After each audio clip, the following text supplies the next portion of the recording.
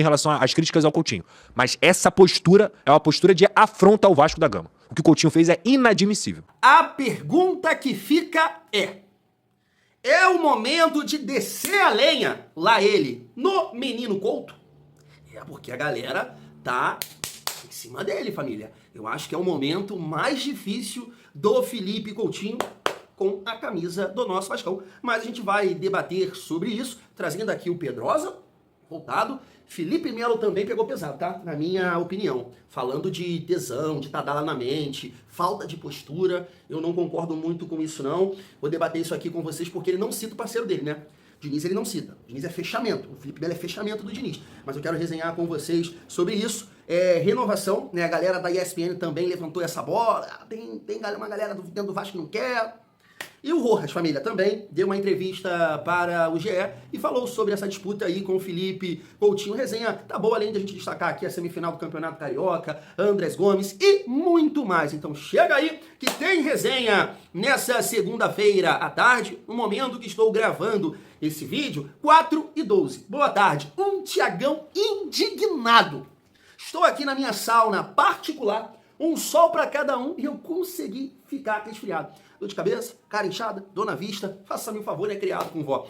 Mas é isso, família, deixa o like, comenta, hype o vídeo para fortalecer o nosso trabalho e quero muito a participação de vocês porque a resenha tá bem boa em relação a Felipe Coutinho, Diniz e tudo mais, família, destacando aqui essas opiniões. Deixa eu começar falando da semifinal do Campeonato Carioca. A gente vai saber do nosso adversário logo mais, né? Às 6 horas começa a partida Flu-C contra Bangu, muito provavelmente vai ser o Fluminense, que vive, né, um bom momento, não perdeu, né, jogando como mandante sob o comando do Zubeldia, só se aconteceu o que aconteceu ontem no Campeonato Paulista, né? O Mirassol que não perdeu a invencibilidade jogando em casa para nenhum time do Brasileirão, perdeu ontem, né, para a Portuguesa. Só se isso acontecer hoje com o Bangu, família. Mas tá aqui, ó, a informação do Barã. O Vasco jogará a semifinal do Carioca no fim de semana e partida de volta será no dia 1º de março. Então o Vasco pode jogar no dia 21 ou no dia 22. Família, e a gente precisa pontuar que no dia 26, né, o Vasco joga contra o Santos pelo Campeonato Brasileiro. Então essa logística aí, né, com certeza o Vasco vai com força máxima, mas é complicado, né? Semifinal do Carioca e o Vasco não pode, cara, ficar tomando porrada no Campeonato Brasileiro, né? Em 3 rodadas o Vasco já tem 2 derrotas, cara. Como isso incomoda? O Vasco vai bater o recorde do ano passado? Foram 19 derrotas, né? Cara, é difícil, família, é muito difícil. Mas seguindo a nossa resenha, pra gente falar aqui do principal jogador do Vasco nessa temporada, e podemos até dizer, minha família, que na reta final ele chamou muito a atenção. Eu acho que ele foi o mais regular na Copa do Brasil. Claro que você vai destacar o Ryan, no primeiro jogo ali contra o Flu-C, mas eu acho que o Andrés Gomes foi o mais regular, jogou bem em todas as partidas, né? E tá aqui, ó, Andrés Gomes lidera a lista de jogadores com mais dribles certos em um jogo. Show de bola, realmente, tá aqui, SofaScore Brasil. Deixa eu falar com vocês, família, é um jogador que você já vê os rivais comentando, né? Você observa que o jogador realmente está rendendo, além da nossa visão, são os rivais comentando. Eu já vi uma galera do Palmeiras falar, que isso, como é que não contratou um jogador desse aí? Você vê uma galera falando do Andrés Gomes. O meu ponto eu fiquei muito preocupado com a declaração do Diniz, dizendo que ele não sabe como vai posicionar o Marinho em campo. Eu fiquei assim, abismado com isso. Falei, não é possível que ele tá falando isso, cara. Não é possível. Né? A gente já aqui idealizando um ataque com tesão, com Tadala, Spinelli, né? Ou Brenner mesmo, melhorando a forma física, Marino, Andrés Gomes e o meia para fazer esse jogo andar e correria para cima dos caras. O Diniz me mete uma dessa. Isso me preocupou bastante, porque apesar do Andrés Gomes ter tido aqui esse número alto, né, de dribles, eu já achei ele bem mais visado no jogo contra o Volta Redonda. O que vocês acham? Uma dobra, primeiro combate, mas sempre tendo ali 2 jogadores, né? Mas ele é tão rápido, ele é tão ágil e muito bom nesse 1 contra 1 que, cara, ele consegue sair bem, porque ele tem a mudança de direção. Ele vai pro lado direito, ele vai pro lado esquerdo, então ele... Eu ia falar uma palavra, mas ele ele complica o adversário. Ele vai pra esquerda, ele cruza com a esquerda, finge vai com a esquerda, tapa a direita, cruza também, bate no gol. Então, assim, cara, realmente uma excelente contratação do Vasco. Eu só não aguentei o Diniz querendo chamar pra ele, né, a questão que essa melhora do Andrés Gomes a ele, né? Vocês não conheciam o Andrés Gomes, ele só jogava em transição. Pelo amor de Deus. Pelo amor de Deus, então ajuda o Marino a fazer isso pelo lado direito. Entendeu, família? A minha preocupação hoje é essa. Se você observar o jogo do Vasco, tudo termina no André Gomes. Pode rodar a bola lá, é ele que vai fazer o individual. Porque aqui com o Nuno, com o Coutinho, com o Puma, são cruzamentos. O Vasco não tem a jogada individual pelo lado direito. Não tem. O PH costuma fazer mais isso, né? De dar um tapa na frente e ganhar esse espaço. Quando você tem Coutinho, Nuno e Puma, o Vasco fica sem jogada individual. Esse 1 contra 1, né? Abrir um espaço ali, um adversário vem fazer a cobertura, dobra, abrir espaço para um outro adversário, para um outro companheiro. Isso não acontece só pelo lado esquerdo. Só que o Vasco só tem isso lá. Isso começa a me preocupar. Por isso que acho que é muito importante, cara, o Marino começar a jogar o mais rápido possível pelo lado direito para o Vasco ter 2 jogadores com esse perfil do mano a mano. Eu acho fundamental, família. Quero a visão de vocês também. Vamos lá, chegando aqui na reta final do nosso vídeo, eu vou passar aqui esses cortes que eu separei do Pedrosa e do Felipe Melo, e aí a gente volta aqui abordando cada situação em relação ao Felipe Coutinho. Olha só. Quem tá na briga pelo título ainda, mas vive momentos de tensão é o Vasco, Felipe. Como é que você vê o momento da equipe do Diniz, hein? Eu vejo um Vasco que cria muito, mas define pouco. Porque o time que chega na frente do gol do adversário e não consegue concluir em gol realmente é bem complicado. Teve jogos aí do Vasco finalizar mais de 20, 25 vezes a gol e não fazer gol, né? Mas eu vejo um Vasco que tem criado bastante. É um momento bem complicado pro Vasco, apesar de ter conseguido a classificação contra o Volta Redonda, né? Mas veio num jogo muito complicado, nos pênaltis. Mas assim, tem muita coisa para falar do Vasco, né? Assim, as coisas que eu entendo de Vasco passa muito por esse jogador, capitão do Vasco, o Coutinho. Assim, o que o Coutinho tem mostrado para mim, a sensação que eu tenho, é que o Coutinho foi um grande craque e tá basicamente de saco cheio de tudo. Depois, esse jogo contra o Volta Redonda, depois da substituição, o Vasco melhorou bastante. O Vasco melhorou bastante. Então o Coutinho, acho que ele precisa entender que eu sei que ele sabe isso, que ele é um craque, que ele é uma referência e ele é um espelho.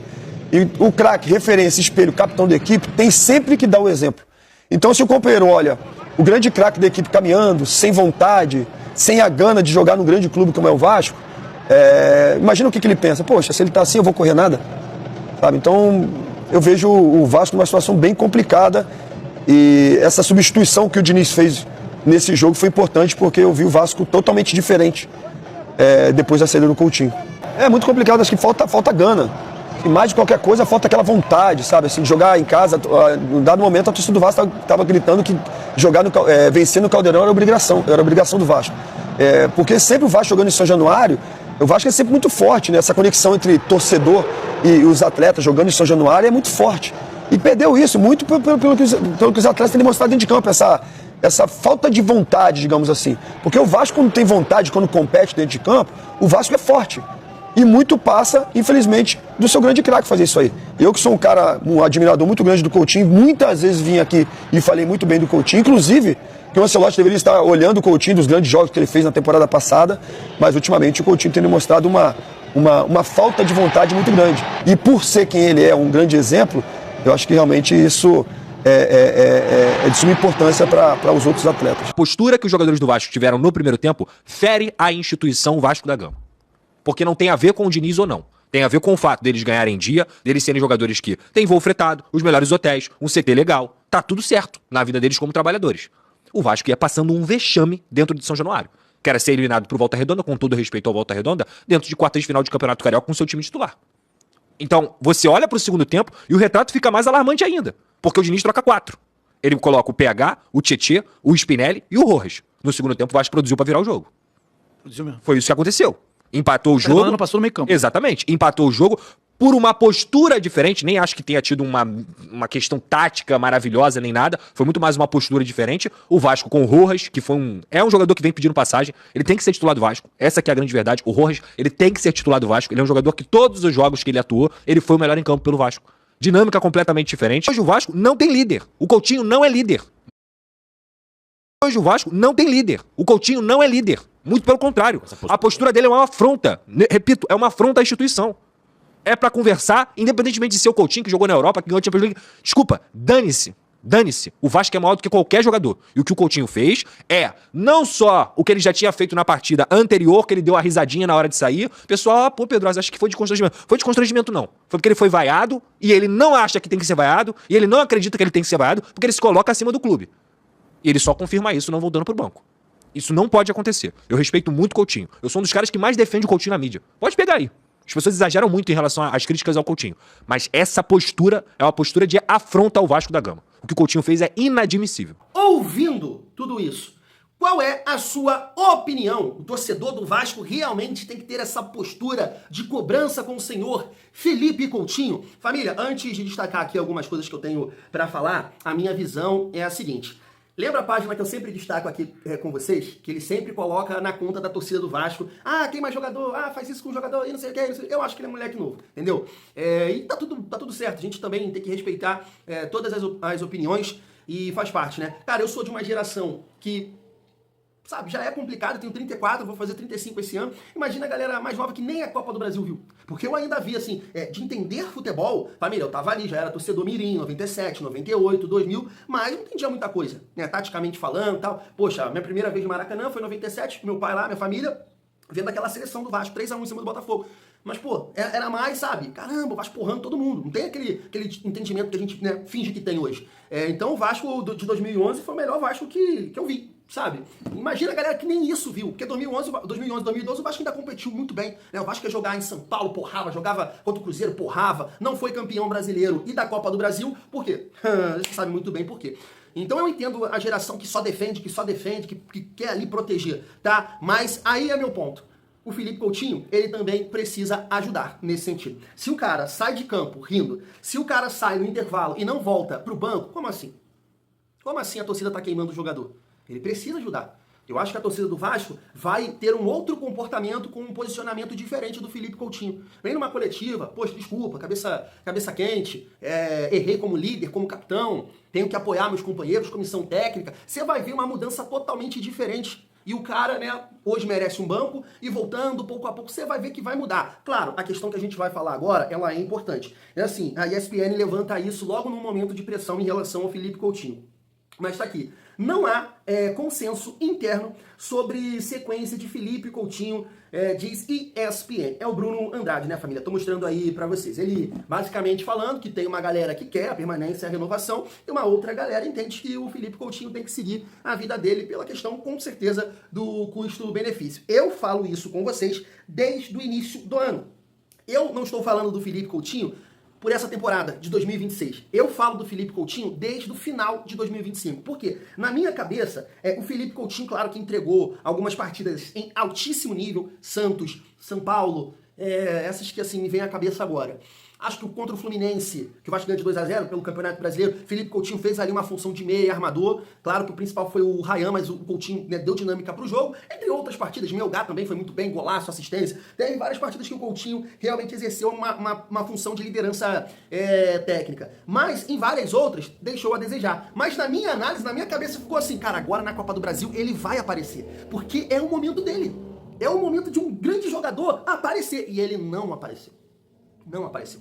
E aí foi a minha visão em relação a isso. Quer renovar? Eu gostaria da permanência do Felipe Coutinho, mas ele tem que ajudar, tem que abrir mão. Ah, mas já abriu mão de 3 milhões e meio que ele ganhava lá no Aston Villa, ganhou 1 milhão e pouco. Não. Tem que ajudar. Ele tem que, né, reduzir bem aí e assim, e ajudar mais ainda. Ajudar não, agora vamos ser, como é que eu posso falar? Coerente, não sei, vamos entender da melhor forma, é um negócio bom pro Vasco, bom pro Coutinho, porque 1 milhão e pouco não dá. Não dá. Aí eu acho que realmente é seguir seu rumo. Repito, não vou aqui bater na tecla que ele é isso, que ele é o problema do... Não, nada disso. Vamos debater um pouco sobre isso. Mas não dá pra pagar isso pro Felipe Coutinho. Porque hoje, né, entendo que é o maior salário do Vasco. E ele não exerce essa função de melhor jogador do Vasco. Então acho que parte daí, família, a questão da renovação. Já que o Pedrosa falou aí sobre o Rojas ser titular, deixa eu ler aqui esse trecho da entrevista que ele deu pro GE, ó. Eu creio que o principal é ter confiança em nós mesmos. Creio que o Diniz nos blindou bastante, que ele nos deu confiança. Acredito que isso foi refletido no segundo tempo. Tenho que agradecer aos torcedores que desde que cheguei me dão muito apoio. Não esperava esse apoio e tanto carinho. É muito bonito sentir o calor das pessoas. Esperamos completar nossos objetivos para que todos fiquem felizes. E aí ele fala aqui da situação do Felipe Coutinho.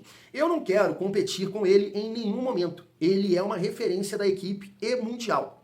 É uma pessoa a qual eu admiro muito e, graças a Deus, tenho como companheiro. Creio que é muito lindo estar ao lado dele. Ele sempre me deu confiança para jogar e fazer as coisas bem. De fato, o Felipe Coutinho, ele tem esse peso. A gente viu aí recentemente, né, os familiares, amigos, não sei, do Andrés Gomes, todo mundo tirando foto, do Nuno, todo mundo tirando foto, então realmente é uma referência que não está conseguindo render dentro de campo, né? E aí acho também que poderia ficar no banco, mas, cara, tem totais condições de dar uma volta por cima. E aí vai o meu ponto em relação ao senhor Fernando Diniz e tudo que o Felipe Melo falou sobre esse jogador, que eu discordo, tá? Eu discordo totalmente do Felipe Melo, não acho que é uma falta de postura, não acho que é uma falta de entrega, que ele tá fazendo o corpo mole, de forma nenhuma, eu não acredito nisso, porque o Coutinho não tem esse perfil. A questão da liderança ali que o Pedrosa falou também, discordo. Eu acho que o Felipe Coutinho, ele cobra dos companheiros,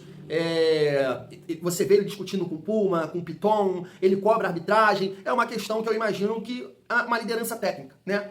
A liderança do atleta, quando ele não entrega tecnicamente, vai para esse sentido. Porque eu já vi isso acontecer com o Hulk. O bom de acompanhar futebol é isso. Quando o Hulk não entrega tecnicamente, se debate a questão da liderança dele com o elenco. Alan Patrick, aquele mala sem alça que eu coloco aqui do torcedor do Inter, fala, Alan Patrick, o baldaço. Cansou de humilhar o Alan Patrick, né, nos últimos jogos do Internacional. Nosso ídolo, nosso camisa 10, não faz nada, não exerce liderança, não motiva. Você entende o que eu tô falando? E assim foi com o Matheus Pereira, um período, né? Então a questão do Felipe Coutinho é uma liderança técnica, que ele não tá exercendo. Questão de postura, discordo totalmente. Eu não vou por esse caminho, né, pra pegar esse barco aí e começar a criticar o Coutinho, porque eu discordo. E aí vem a minha visão em relação ao nosso treinador. Porque, família, quando você vai jogar contra o Mirassol e coloca Coutinho, Rojas e Nuno, você está expondo os seus jogadores a isso. Vou te dar um exemplo. Dificilmente, pode até acontecer no decorrer do jogo, mas dificilmente você vai ver o Zubeldia colocar o Lúcio Costa e Ganso jogando juntos. Pode colocar, acho que agora botou contra o Maricá. Agora, jogo grande, ele não vai fazer isso. Por quê? O Fluminense vai perder intensidade, vai perder marcação, vai perder essa organização tática de todo mundo correr, de todo mundo preencher espaço. Entende? E o Diniz faz isso com os nossos jogadores. Coutinho, Nuno e Rojas, eles não vão casar, eles não vão entregar. A única vez que isso deu certo foi contra a Chapecoense. E assim, um time horroroso da Chapecoense. Eu falei isso aqui, gente, o Vasco tá conseguindo pressionar com Nuno, Coutinho e Brenner a Chapecoense, apertando. Isso não vai acontecer. A Chapecoense é horrorosa. O que deu? Batata, como diria meu pai. O Vasco nunca mais conseguiu exercer essa pressão.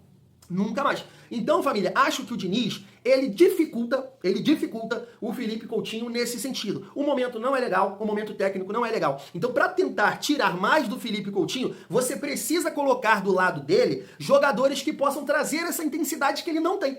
Porque a partir do momento que você coloca jogadores moles com ele, lentos com ele, isso vai ficar ainda mais visível perante o Felipe Coutinho. Porque ele corre, né, se arrastando, o Brenner se arrastando, o Nuno se arrastando. Não tem tesão, não tem entrega. Além da questão de 3 jogos em, 6, 7 dias. Que o cara não tá bem fisicamente também, né? Jogou contra o Botafogo, jogou contra o Bahia, jogou contra Madureira, não. Botafogo, antes Chapecoense, Botafogo, Bahia. Não, você tem que preservar o cara, irmão. Você tem que segurar. E o Rojas está pedindo passagem. Por que isso não aconteceu? Então, eu acho que não é pegando no pé do Diniz, mas o Diniz, ele prejudica alguns jogadores. Tá expondo alguns jogadores perante a torcida, na minha opinião. Acabei de ver o Grafite, depois eu posso até trazer esse corte. O Grafite falando que lá no Santa Cruz, quando ele voltou, né, a jogar no Brasil, o Doriva, eu acho, falou assim com ele, pô, Grafite, eu vou te barrar, cara, porque eu tô achando que o Bruno Moraes tá melhor que você, tudo mais. E aí ele comentando, pô, Doriva, eu respeito seu treinador, eu discordo, mas vou aceitar, não vou criar tumulto, não. É isso que tem que acontecer hoje, mano.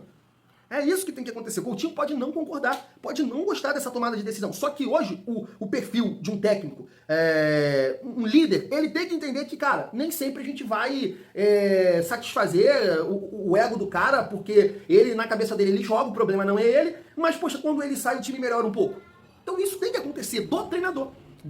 Agora, repito, o Vasco pode colocar o Rojas, o Nuno e o Brenner, tá? O time pode melhorar pelo momento do Rojas, que ele tá crescendo, e o Coutinho tá muito mal. Só que o Vasco, com esse trio de jogadores, com essa ideia, vai passar sufoco. O Diniz precisa mudar. Isso eu vou bater na tecla como bati no ano passado e o Vasco melhorou.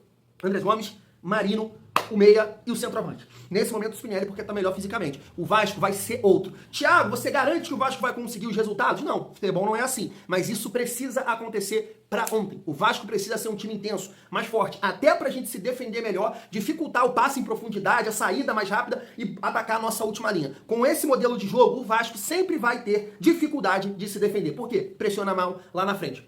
Por causa das escolhas do nosso treinador. Essa é a minha visão, família. Não acho que é uma questão de postura em relação ao Felipe Coutinho. Concorda? Fui.